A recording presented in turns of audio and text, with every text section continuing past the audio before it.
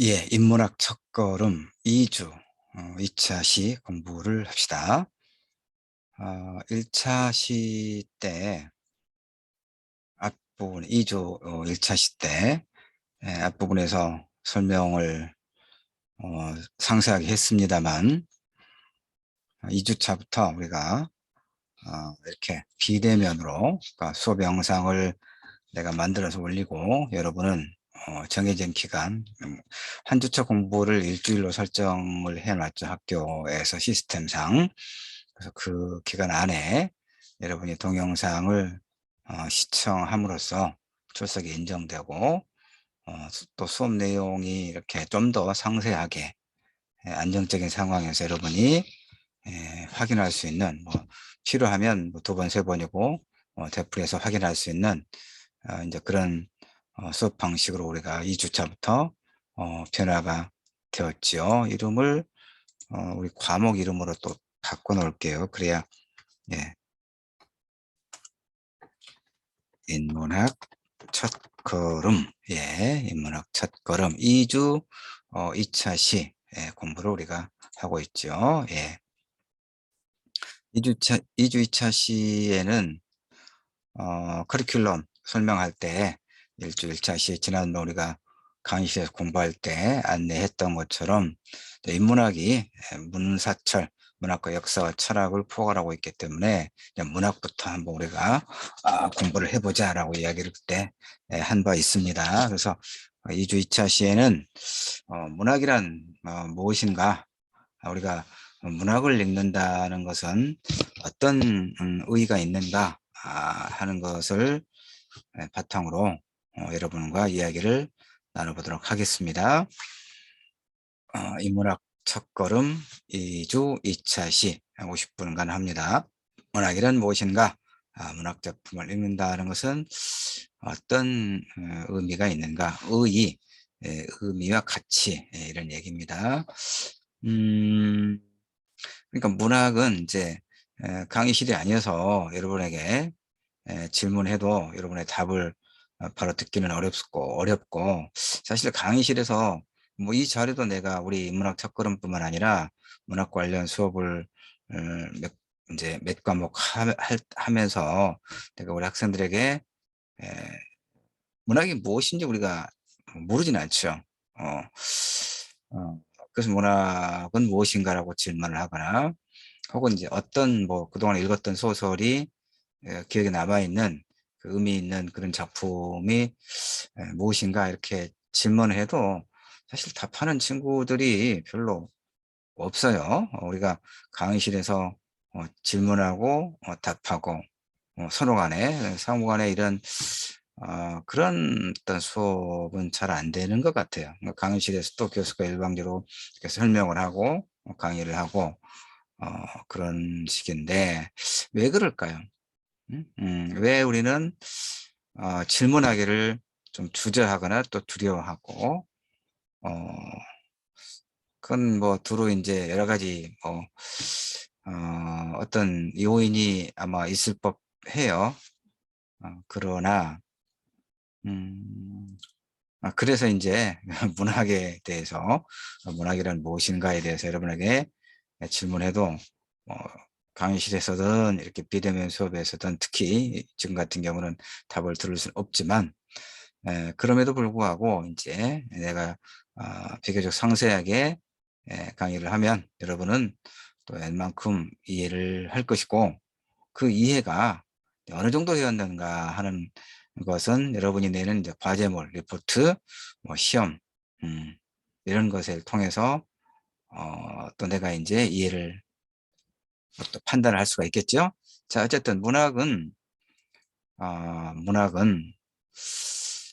어, 우리가 그 어렸을 때부터 이렇게 이제 태어나서, 이 세상에 태어나서 어렸을 때부터 이렇게 점차 성장해 가는 그런 과정에서, 성장 과정에서 지적 발달을 돕는 매우 중요한 역할을 하지요.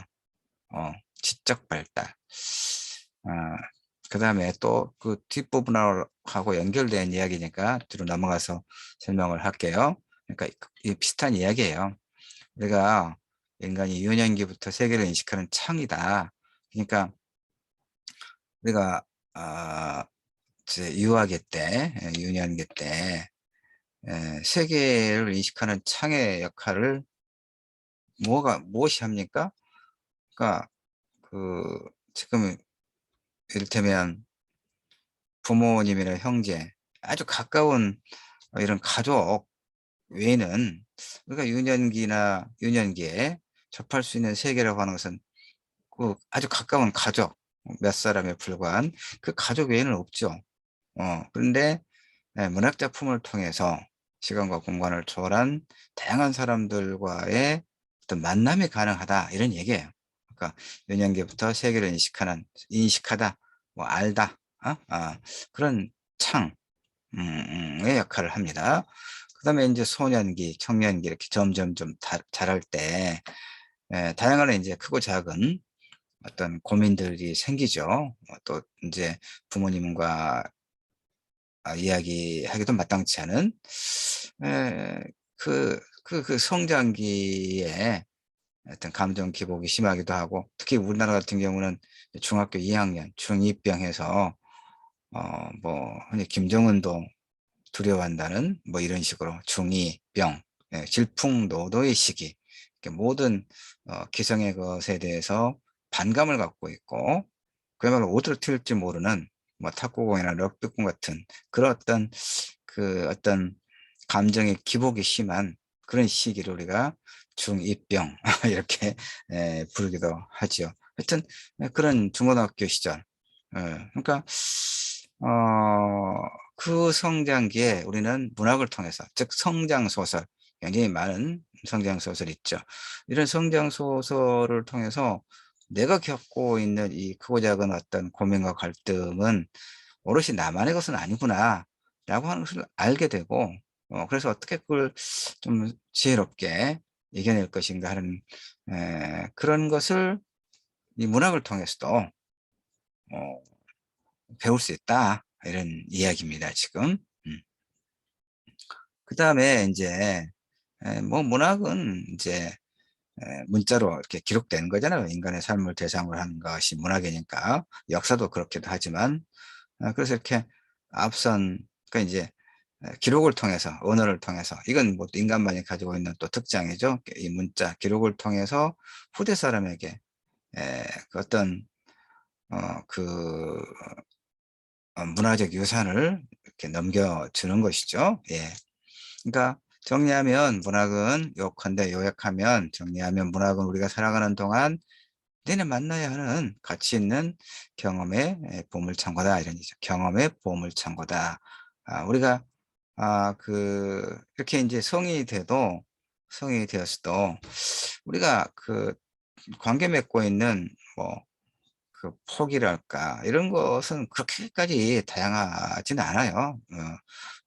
어떤 한정이 되어 있죠. 뭐 정치를 하겠다고 뭐 고등학교나 대학의 동문회에 유난히 집착하는 사람들이 있죠. 그런 사람들은 사방팔방으로 사람들과 인맥을 쌓으려고 이제 의식적으로 노력하는, 뭔가 비즈니스를 하거나 정치를 하거나, 정치도 하나의 비즈니스니까 하여튼 그런 사람들을 제외하고는 사실 우리는 그렇게 많은 사람들과 어떤 사회적 관계라든가 이런 걸 맺고 살아가지는 않아요.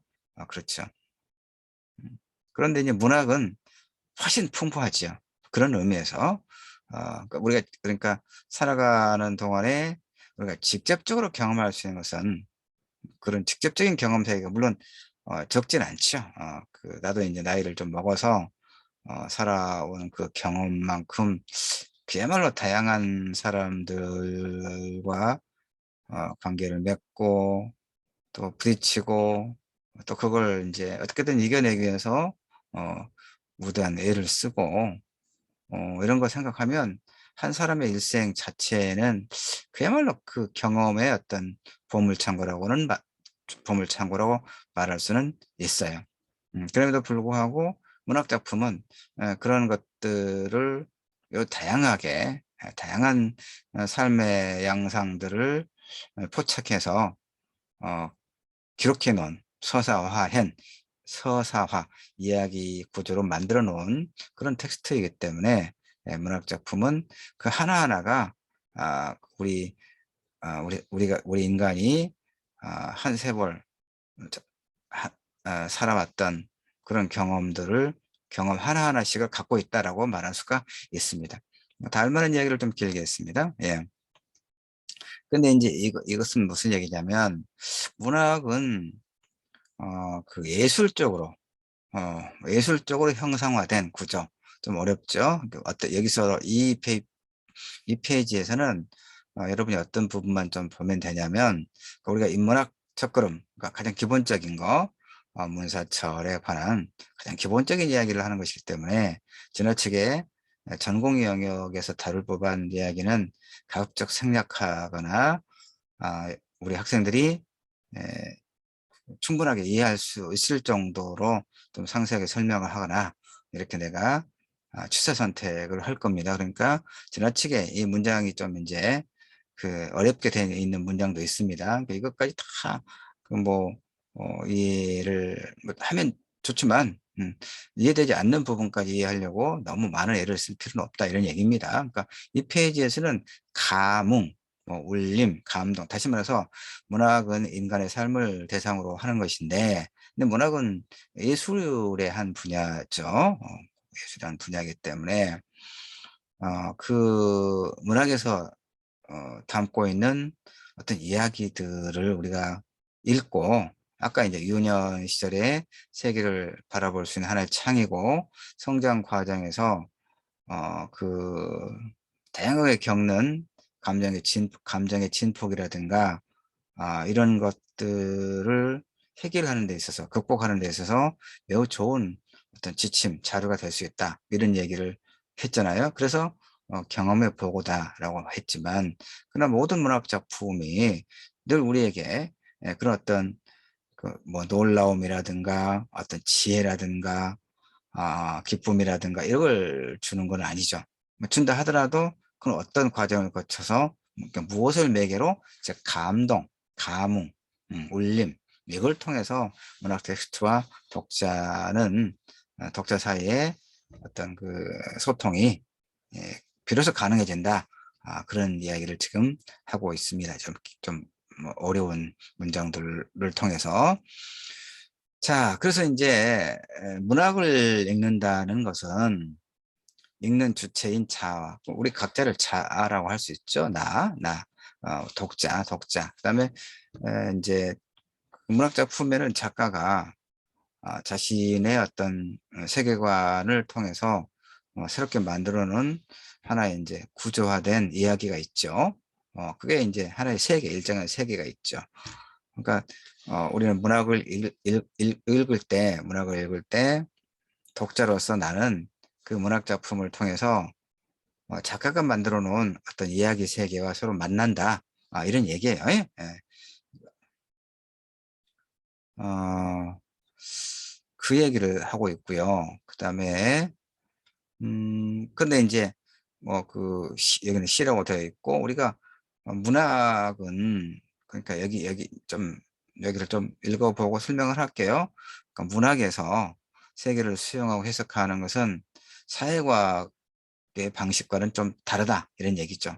사회과학은 역사라든가, 그러니까 일테면 역사에 관한 역사적 기록, 역사책을 우리가 읽을 때는 그 해석이 무한하게 이렇게 열려 있지는 않아요. 근데 문학 작품은 각자의 삶의 어떤 경험을 통해서 형성된 세계관을 바탕으로 좀 더 폭넓게 해석할 수 있는 여지가 있다. 이 정도로만 이해를 하면 될 것 같습니다. 그 다음에 그 얘기입니다. 그래서 문학을 읽는다는 것은 결국은 세계를 향해서 우리의 자아를 조절하고 동화해 나가는 공간이다. 다시 말해서 이제 어떤 자기를 한번 성찰해 볼 수 있는, 지난 1차 시에서도 그 과학적 사고, 즉 비판적이고 합리적인 그런 사고를 바탕으로 하는 과학적 사고를 통해서 어떤 창조적인 결과물을 이제 제출할 수 있다. 그런데 거기에 어떤 성찰이라고 하는 그 매우 중요한 그런 사고가 반드시 필요하다. 이런 이야기를 했잖아요. 인류 집단 전체의 차원에서도 그렇고, 우리 각 개개인의 차원에서도 그렇고. 근데 문학은 이제 일단은 문학은 개개인의, 즉 개인의 개인적인 과정이란 말이에요. 그렇죠? 영화는 뭐 좋아하는 연인이든 친구든 여러 사람이 같이 볼 수 있죠. 스포츠 경기를 관람하는 것도, 보는 것도. 그런데 문학 읽기는 시나 소설을, 문학 작품을 읽는 것은 완전 그야말로 개인적인 차원이죠. 혼자 읽는 거죠. 그러나 그래서 더욱 우리는 문학 작품을 감상을 하면서 그 문학 속에 그 그려지고 있는 어떤 이야기, 그 안에 있는 인물들의 삶과 행동, 그 사고와 행동, 이런 것들을 우리가 읽어내면서 나는 어떤가 하고 자기를 비춰볼 수 있는 그런 어떤 소위 그 성찰적 어떤 그 과정을 함께 우리가 문학작품 읽을 때 그런 과정을 갖게 된다. 이런 얘기입니다. 그래서 문학 읽기 과정은 이렇게 개인적인 과정, 심리적인 과정이죠. 다만 이제 더러 문학작품이 그 어떤 효능, 그 효용, 어떤 쓰임과 관련해서 또 본다면, 문학은 이렇게 개개인이 따로따로 어떤 문학 작품을 읽지만, 그러나 그 문학 작품을 통해서, 음, 갖게 된 어떤 문제의식은, 보이지 않는 이런 끈, 우리는 다른 사람과 직접적으로 연결되어 있지는 않죠. 그러나 이것이 하나 사회적 과정으로 확산되는 여론의 형성, 그것의 발현, 이런 과정을 거쳐서 어떤 그 사회적인 어떤 영향력을 행사할 수 있기도 해요. 예를 들어서 이제 공지영 소설 도가니 같은 경우를 설명할 수가 있겠죠. 공지영 소설 도가니는 우리 이제 광주 지역의 그 인하학교인가 하는 그 청각장애 아들을 수용해서 기숙사도 있고 이제 아이들을 어, 안전하고 이렇게 또 건강하게 자랄 수 있도록 교육하는 그런 이제 학교 법인인데 거기에서 이제 뭐 그 교사들이나 뭐 교장 그다음에 또 그 생활 그 기숙사의 사감이라든가 이런 다 성인 아니겠습니까? 어, 이런 사람들이 그 아이들을 성폭행도 하고 또 폭행도 행사하고 그것이 외부로 알려지지 않도록 오랫동안 은폐하고 이런 것이 이제 어떻게 알려지게 돼서 그걸 가지고 이제 이야기를 재구성한 게 공지영 장편 소설 도가니거든요. 그러니까 이제 독자가 이 소설을 읽는 것은 하나의 그 심리적 과정, 개인적 과정이지만 그 소설을 읽는 독자들은 대부분 분노를 하게 되죠. 그걸 윤리적 분노라고 또 우리가 말할 수도 있을 거예요. 그 청각 장애를 가지고 있는 아이들을 안전하고 건강하게 그 생활하고 또 교육해야 할 그런 어, 학교 시설에서 아이들에게 그런 아주 못된 짓을 오랫동안 하고 있었다는 사실을 통해서 분노하게 됐죠. 근데 그것이 이제 그 하나의 사회적 실천으로 연결돼서 그런 자들을 처벌하고 아이들은 좀 안전하게 교육을 받을 수 있는 그런 여건을 마련해야 된다라고 하는 그런 어떤 사회적 발언으로 이어지겠죠. 실제로 이제 법원 앞에 그 이제 프레카드를 들고 또 많은 사람들이 그들에게 좀 엄한 합당한 벌을 내려주도록 사법부에게 촉구하기도 하고 이런 일이 있었죠. 때문에 소설 도가니를 이제 그 텍스트로 한 또 영화 도가니도 만들어주고 그랬었죠. 바로 이런 거죠. 문학입기 과정은 심리적 과정, 개인적 과정이면서 점차로 사회적 과정으로 확산되기도 한다. 그런 얘기입니다. 그러니까 결국은 좀 넘어갑시다. 이렇게 문학입기는 세계를 이해하는, 다시 말해서 감흥, 이건 뭐 감흥이 이제 울림이든 감동이든 간에, 그러니까 문학 이야기, 뭐 문자로 이렇게 되어 있는 글씨 문자로 되어 있는 이런 이야기를 통해서 그걸 읽으면서 우리는 어떤 이야기 세계, 이야기에 들어있는 인물들의 어떤 사고와 감정, 그다음에 행위와 이렇게 서로 이렇게 에, 연결되겠죠. 감흥, 해석, 인식 좀 어렵게 여러분이 좀 받아들일지 모르겠는데, 어쨌든 문학을 읽을 때는 우리가 감흥, 해석, 인식의 과정이 순환적으로 이렇게 연결되어 있다. 뭐 이런 얘기입니다. 그래서 이제 우리는 문학을 읽는 행위를 미적 경험이다라고 이야기합니다. 아름다움, 초월적 사유라고도 하고 감동적 발견이라고 부르기도 합니다. 그러니까 뭐라고 부르든 간에 상상력의 작용을 전제로 하죠. 그러니까 문학 작품은, 문학은 어떻습니까? 아까 도가니, 공지영 소설 도가니를 예로 들었는데, 그건 소설이죠. 실제로 일어났던 사건을 취재해서 하나 이야기로 만들었단 말이에요. 그럼에도 불구하고 소설은 허구예요. 허구. 상상력을 통해서 만들어진 구축한 그런 이야기죠. 물론 이제 소위 우리가 싱크로율이 얼마나 되느냐, 뭐 싱크로율이 90% 이상은 아마 되겠죠. 사건 자체, 이야기 자체는. 다만 이제 그, 예, 그런 의미에서 이제 작가는 현실에서 발생했던 일 또는 있을 법한 그런 이야기를 상상력을 통해서 어, 재구축한다, 이런 얘기입니다. 작가만 그런 게 아니죠. 우리는 문자로 된 이 문학 작품을 읽을 때도 결국은 우리의 상상력이 작동을 해서 인물이 살아 움직이는 어떤 공간이나 시간적 배경이라든가 그가 마주한 어떤 난관이라든가 그걸 이겨내기, 이제 그럴 때 겪게 되는 어떤 감정의 동요라든가 또 그런 어떤 난관을, 어려움을 이겨내기 위해서 어떻게 고군분투하는가, 이를테면 이런 것을 우리가 상상력을 통해서 우리 머릿속에 이미지로 그려내잖아요. 그래서 그렇고, 그래서 이제 문학은 결국은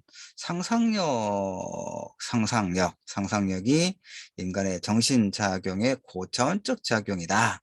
그러니까 상상력은 꿈꿀 수 있는 힘이라고 이야기할 수 있습니다.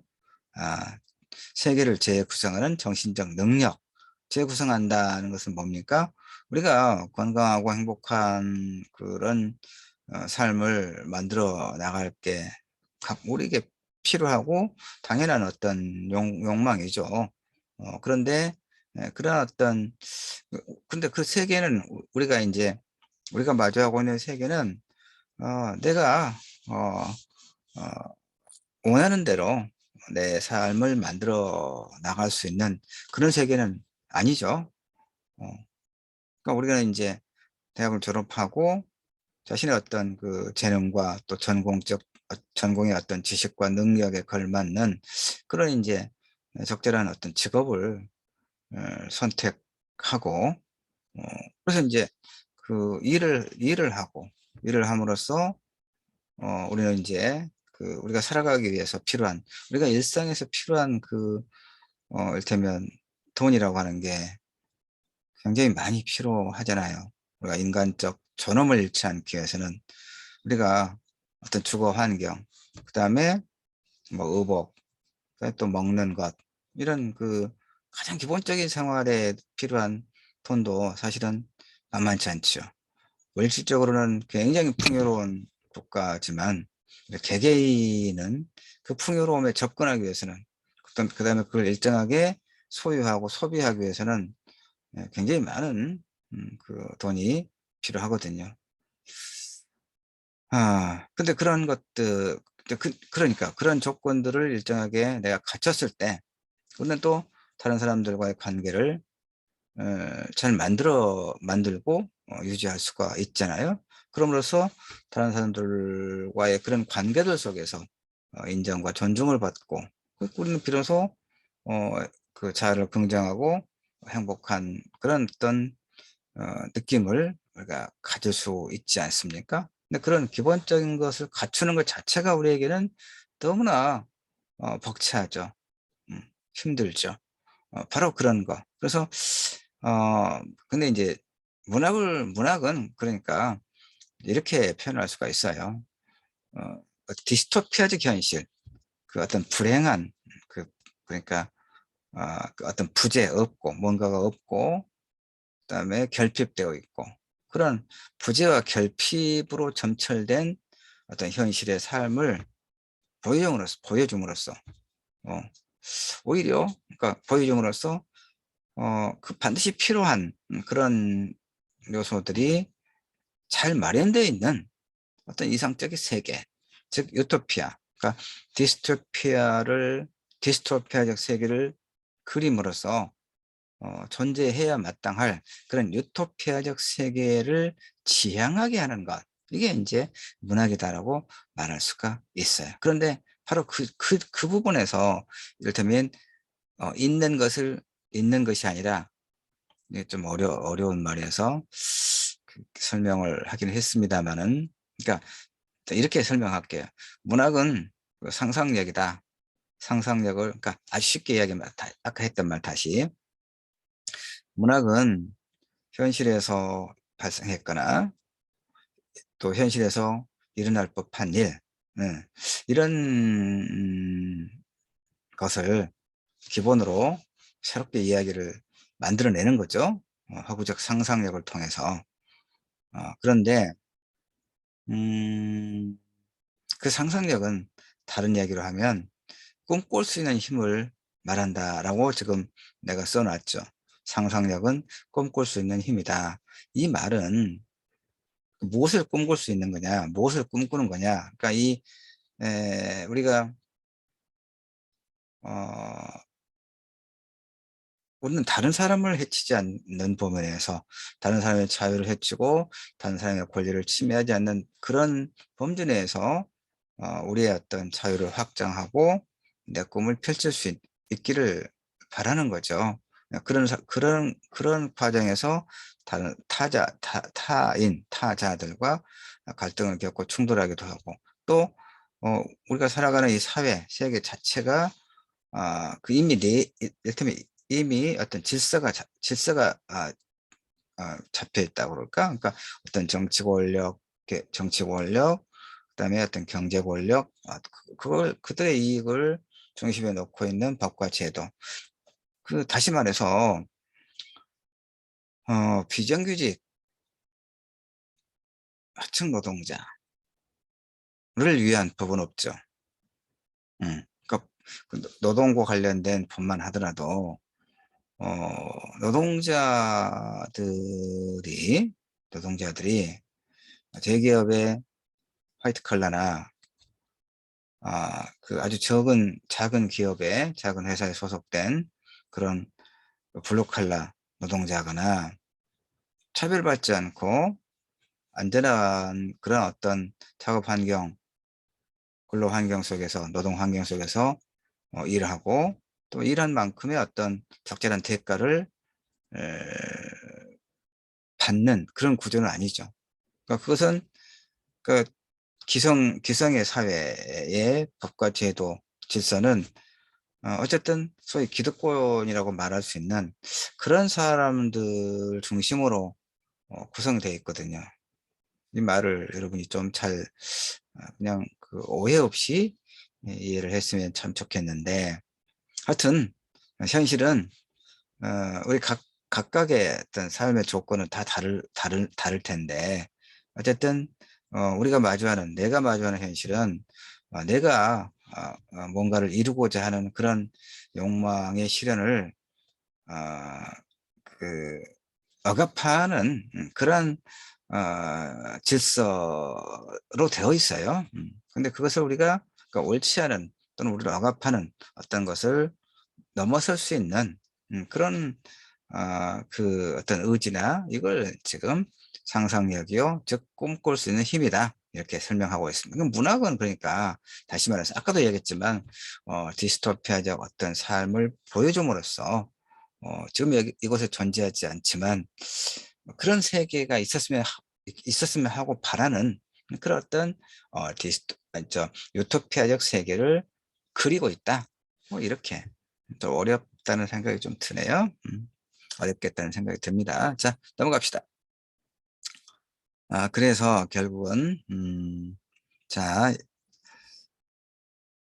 아까 설명했던 것을 조금 더 보충하고 있습니다. 그래서 문학이 상상력에 의해 추구하고자 하는 새로운 세계는 반드시 낭만과 환상의 유토피아만을 의미하는 것은 아니다. 아까 나는 내나 유토피아를 이제 지향한다고 했는데 좀 모순된 이야기 아닙니까라고 여러분은 생각할 수 있겠죠. 근데 그렇지 않아요. 즉 새로운 세계, 각성된 세계, 각성된 세계. 그러니까 유토피아는 사실 지금 이곳에 존재하지 않는 어떤 세계를 말하는 거잖아요. 이상적인 세계. 그러니까 그 유토피아는 현실에서도 존재하지 않는 거고 우리가 그런 세계를 꿈꾸기는 하지만 그러나 꿈꾸는 것만으로는 또 그런 세계를 만들 수 있는 건 아니죠. 그럼 어떻게 해야 되냐 이거거든요. 그러니까 그런 어떤 새로운 세계, 즉 각성된 세계, 다시 말해서 이렇게 보면 돼요. 문학은 우리가 무감각하게 지나치는 일상의 삶을, 그러니까 어, 기성의 어떤 제도나 법이나 질서를 그냥 수락하는 거, 받아들이는 그런 삶에만 그치지 않고 각성, 깨닫는다는 얘기죠. 응? 문학 작품을 통해서 즉 이제 나는 이를테면 우리가 겪는 각자가 겪는 어떤 뭔가 불편함, 그다음에 뭐 억압, 불편함 이런 것을 어 경험하면서 느끼기는 하지만 그걸 어떻게 이겨낼 것인가는 매우 그런 것과 관련해 무력하거든요. 힘이 많지가 않아요. 근데 문학 작품을 읽을 때 나와 비슷한 어떤 조건 속에서 정말 그걸 돌파하고자 애를 쓰는 누군가 이야기를 내가 문학을 통해서 읽게 되었을 때 나는 위로를 받기도 하죠. 어, 위로를 받으면서 또 어때요? 힘을 얻게 되는 겁니다. 바로 그러는 거. 그러니까 문학은 우리가 무감각하게 지나치는 일상의 삶을 의미 있는 각성의 차원에서 발견하게 하는 그런 매우 소중한 역할을 한다. 이런 얘기입니다. 그러니까 문학은 우리에게 너무 익숙하게 반복되고 성투화되어서 의미가 상실된 그런 자동화된 일상을 불러 일깨운다 이런 얘기예요. 우리 자동화된 일상을 낯설게 보게 함으로써 우리 현실을 새롭게 재구성해서 의미를 발견하게 한다. 아, 그래서 이제 문학을 읽는다는 것에 대해서 또 문학이란 무엇이고 문학을 읽는다는 것은 어떤 의미가 있는가를 지금 누누이 이야기했습니다. 그런데 이제 마지막 챕터로 그러면 하여튼 문학은 우리가 유년기 때부터 세상을 인식하는 하나의 창으로 기능한다. 그다음에 청소년기의 그 질풍노도의 시기에 우리가 성장하는 과정에서 어떤 지적 발달을 돕기도 하고 그다음에 여러 가지 어떤 정서적 혼란이라든가 이런 것을 일정하게 또 그런 것으로부터 지혜를 빌릴 수 있는 그런 어떤 어 역할을 한다. 그다음에 좀 더 나아가서는 문학을 읽는 것은 개인적 과정, 심리적 과정이지만 하나의 사회적 과정으로 전환돼서 어떤 사회적 실천, 음, 그런 어떤 역할로까지 이어질 수 있다. 이런 이야기를 좀 했죠. 그러다 보니까 이제 상상력, 문학에서 상상력은 꿈꿀 수 있는 그런 어떤 힘을 의미한다. 꿈꿀 수 있다는 것은 뭐냐면 부정하고 부정하고 그 억압적인 어떤 그런 구조를 에, 그러니까 이런 거예요. 지난 1차 시에 그 다윈의 종의 기원에서 그 인문학의 유용성, 인문학의 그 쓸모가 무엇인가를 설명할 때 찰스 다윈의 그 종의 기원에서 그 생물 개체, 생물 종이 그 적자생존, 자연 도태의 과정을 거쳐서 환경에 적합한 그런 개체만이 살아남는다 이런 얘기를 했었고, 영국의 스펜서와 같은 자유주의자들이 그걸 이제 인간의 삶에까지 적용해서, 즉 부자 아니 가난한 자들은 그 어떤 타고난 어떤 그 무능력 때문이다, 이런 이야기를 했었잖아요. 그것이 우생학으로 이어지고 나치에서 이제 인종 청소로까지 악용되는 이제 그런 어떤 그릇된 성찰적 사고가 그릇된 어떤 범죄로까지, 전쟁 범죄로까지 이어졌다. 이 얘기를 했던 거 여러분 기억하죠? 그러니까 다시 말해서 문학은 그 아까 상상력, 꿈꿀 수 있는 힘이라고 했을 때 그것이 의미하는 것은, 이를테면 가난은 누구의 또는 무엇에 그 책임이 더 있는가? 가난한 사람의 그 자신의 어떤 게으름과 무능력이라고 하는 개인적인 요소만 가지고 설명할 수 있는 것인가? 그건 아니다는 얘기예요. 각 개인이 처한 상황과 환경은 모두 다르고 개인이 가지고 있는 어떤 능력의 문제도 다 다르기 때문에 일률적으로 말할 수는 없지만, 그러나 어, 가난은 결국은 그 개인의 문제에 앞서서, 그리고 또 보다 더 중요한 것이 그 사회의 어떤 전체적인 구조의 문제다라고 하는 인식은 우리가 다 많은 합의를 음, 갖고 있어요. 그런 인식은. 왜냐하면 아무리 열심히 성실하게 하루의 일상을 감당을 해도 부자가 될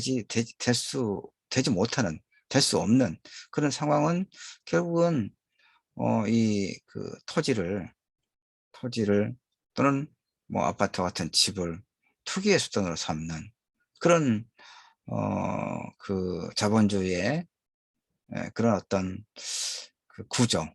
예. 그러니까 돈이 없는 사람들은 주반채를 평생 성실하게 살아도 주반채를 장만할 수 없는 이런 상황은, 결국은 바로 그런 그 소위 불로소득과 투기를 부추기는 그런 어떤 제도가 구조화되어 있는 사회의 그런 구조의 문제라고 우리가 말할 수밖에 없거든요. 그러면 문학이라고 하는 것은 바로 그런 것을, 그런 현실적 억압을 어떻게 극복해낼 것인가에 대한 어떤 각성의 계기를 마련해 주는 그런 어떤 역할을 한다. 그럼으로써 문학은 상상력이고 그 상상력은 꿈꿀 수 있는 힘이다 하는 것이 바로 그런 걸 의미했다고 여러분이 이해를 하면 될 것 같아요. 그 얘기죠. 문학읽기는 우리로 하여금 삶을 한 단계 더 높은 곳에서 성취하게 하는 역할을 해요. 문학읽기의 궁극적 목적은 뭐냐? 그 문화 실천을 하는 주체. 우리가 객체가 아니라 소비자로서의 위치뿐만 아니라 우리가 살아가는 과정에서 어떤 사회적 문제에 개입하고, 그래서 또 우리는 그런 각자의 어떤 삶의 조건과 위치 속에서 어떤 뭔가 실천하는, 그 무엇이 옳고 그른가에 대한 분별을 통해서, 그다음에 적든 잡든 크고 작든 뭐 이런 어떤 그 주체로서 인간을 형성하는 것, 이것이 문학읽기의 궁극적인 그 의의가, 그런 곳에 문학읽기의 궁극적인 의의가 있다고 이제 말하는 겁니다. 그러니까 우리는 문학 작품을 읽으면서 느끼고, 자신의 경험 느끼죠?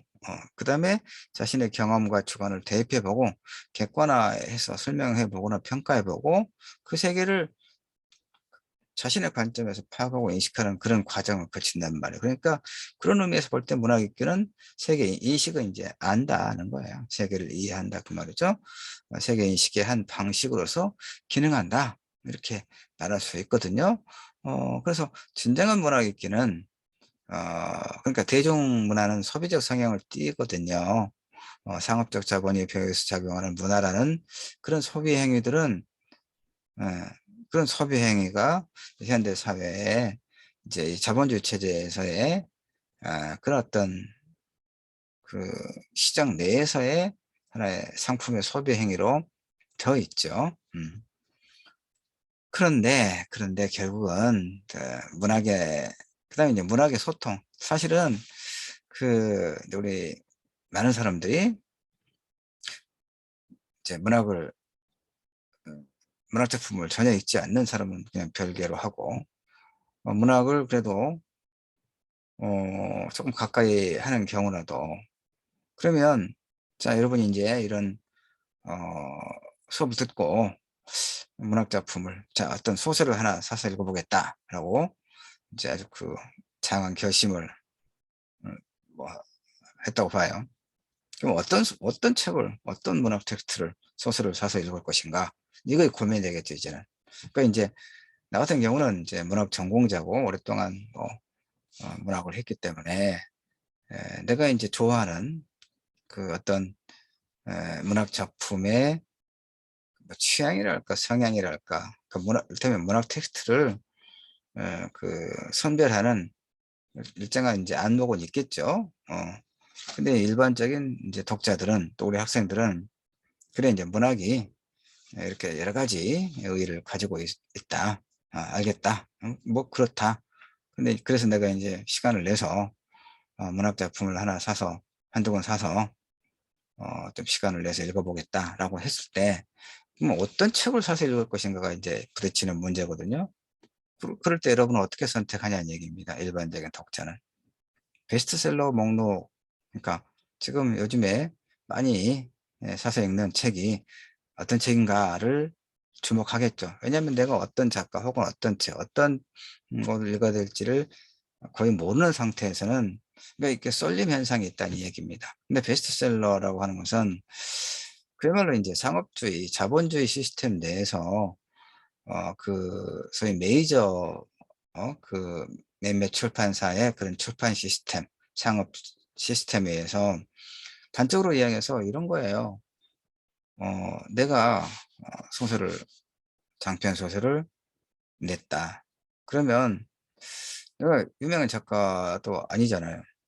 음. 그런데 이제 내 소설이 나름대로 의미가 있어서 많은 독자들을 좀 만났으면 좋겠다는 욕망은 작가에게 당연히 있겠죠. 그런데 교보나 영풍이나 이런 그 대규모 그런 문고에서 내 책을 사람들이 많이 쉽게 볼 수 있는 그런 코너에 책을 갖다 놓지 않죠. 예. 잘 팔릴 수 있는, 잘 팔릴 수 있는 그런 잘 팔릴 거라고 생각되는 그런 책을 전시해 놓을 거 아니에요. 그 공간은 한정되어 있으니까.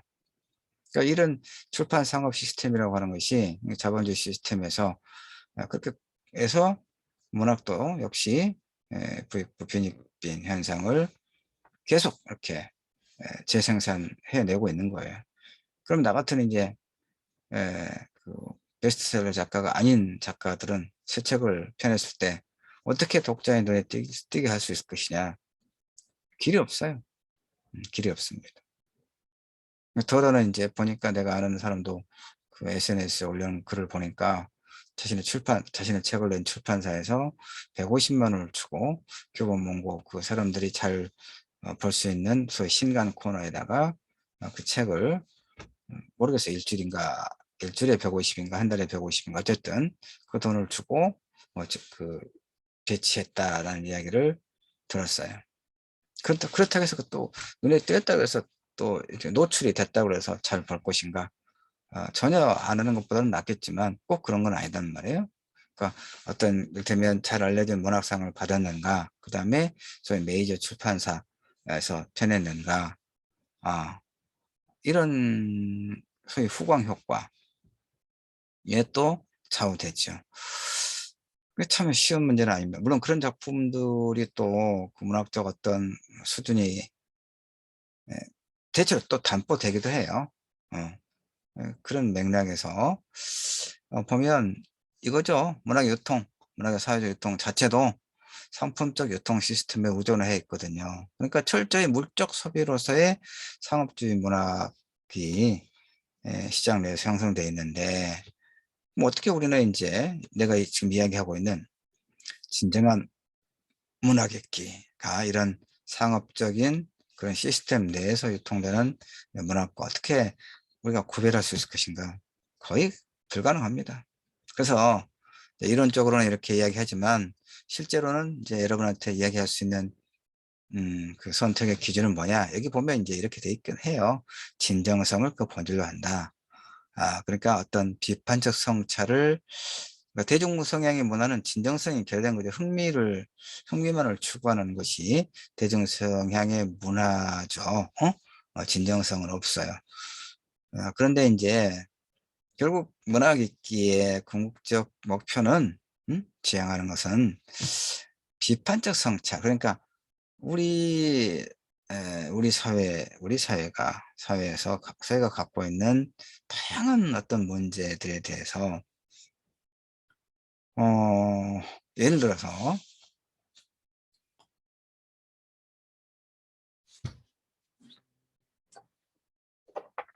조남주 소설, 지금 내 서재를 좀 봤습니다. 조남주 소설 82년생 김지영. 한 2, 3년 전에, 에, 2, 3년 전, 3, 4년 전에 우리 한국 출판계 돌풍을 일으켰던 책이죠. 100만 부 이상이 팔렸어요. 장편 소설이 100만 부 이상 팔렸다는 것은 어느 한 작가의 소설이 한 권이 100만 부 이상 팔렸다라고 하는 것은 거의 기적입니다. 예. 그래서 그 영화관에서 관객이 어느 한 영화에 1,000만 명 이상의 관객이 그 영화를 봤다는 것과 거의 같은 맥락에서 근데 82년생 김지영이라고 하는 그 소설이 나중에 영화화도 됐고, 영화는 내가 보지 않았고 소설에 이제 그 평론을 쓰기 위해서 저는 소설과 관련해서 어, 읽었죠. 읽었고 내가 평론도 쓰고 내 책에 소설적 상상력과 젠더 정치학이라고 묶은 그 평론집에 이제 두남주 소설 82년생 김지영을 비롯한 일련의 이제 페미니즘 소설에 대해서 그 성과와 이제 성과의 그다음에 한계 이런 것을 비판적으로 읽어내는 평론들을 내가 실었긴 합니다만은, 다시 말해서 82년생 김지영과 같은 이런 소설은 어떻습니까? 진정성이 있습니까? 진정성이 뭡니까? 그러니까 30대 대학을 나온 30대의 중산층의 그 한 여성으로서 한국 사회에서 여성으로서 그래서 결혼한 어, 이제 뭐 또 결혼해서 아이를 낳은 그런 위치에서 겪게 되는 일상적인 어떤 차별과 혐오를 그 소설이 반영하고 있는 거죠. 그러니까 20, 30대의 젊은 여성들이 그 김지영과 내 삶이 어쩌면 저렇게 닮았을까라고 하는 그런 공감의 구조를 통해서 100만 명 이상이 그 소설을 읽었다는 얘기죠. 물론 그게 이제 상업주의 출판 시스템이죠. 화제가 되고, 그러니까 두 가지 그 의미가 있는 겁니다. 일단은 그 상업주의 출판 시스템, 특히 이제 페미니즘이라고 하는 일련의 흐름 속에서 그 여성의 어떤 차별과 그다음에 여성이기 때문에 겪게 되는 어떤 억압이라든가 이런 폭력의 문제가 우리 사회를 뜨겁게 달고 있던 그런 시기에 하나의 기획된 소설로서 이 82년생 김지영은 하나의 소위 기획된 문화상품으로서 시장에서 큰 반향을 불러일으켰죠. 그러나 많은 100만 명이 넘는 독자들이 그 책을 읽고 일정하게 반응을 했다는 것은 그것이 그 소설이 상당한 어떤 그 진정성의 문제를 담고 있다고 말할 수 있습니다. 물론 이제 또 그 소설에 대해서 상당히 많은 비판적인 의견이 있기는 해요. 나도 그래서 이제 그런 점을 짚었긴 합니다만은, 좀 정리하면 우리가 문학 작품을 고를 때 진정성의 문제라고 하는 것은 결국 뭐냐면, 우리가 어떤 문학 작품을 읽고 난 다음에 나를 되돌아볼 수 있고, 그다음에 우리 사회의 어떤 문제에 대해서 문제의식을 공감할 수 있는 그런 정도를 진정성이다. 그다음에 이제 이걸 바탕으로 우리가 그 문학을 읽는 단순한 소비자로 끝나지 않고, 그 문학 텍스트가 가지고 있는 문제의식을 내가 공유함으로써 어떻게 하면 그런 문제를 극복할 수 있을까를 늘 생각하게 만드는, 다시 말해서 질문을 하게 만드는 이런 이제 문학 작품이 진정성 있는 문학 텍스트다. 우리는 그런 것들을 골라서 읽을 수 있는 일정한 안목이 필요하다.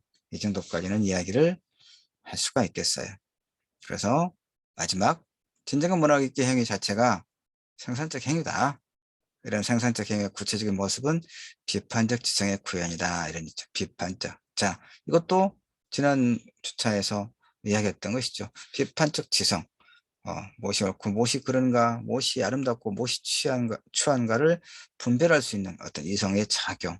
그다음에 내가 누구인가와 함께 타인의 아픔에 공감할 수 있는 그런 어떤 성찰적 사고의 형성, 이런 것들이 좋은 문학이 갖고 있는 자질이다 하는 것이고, 우리는 이런 공부를 통해서 그런 좋은 문학을 선별해서 읽을 수 있는 그런 안목을 갖도록 하자. 이렇게 결론적으로 말씀드릴 수가 있겠습니다. 자, 인문학 첫걸음 2주 2차 시 문학 읽기의 의, 자, 이 정도까지 하겠습니다. 고맙습니다.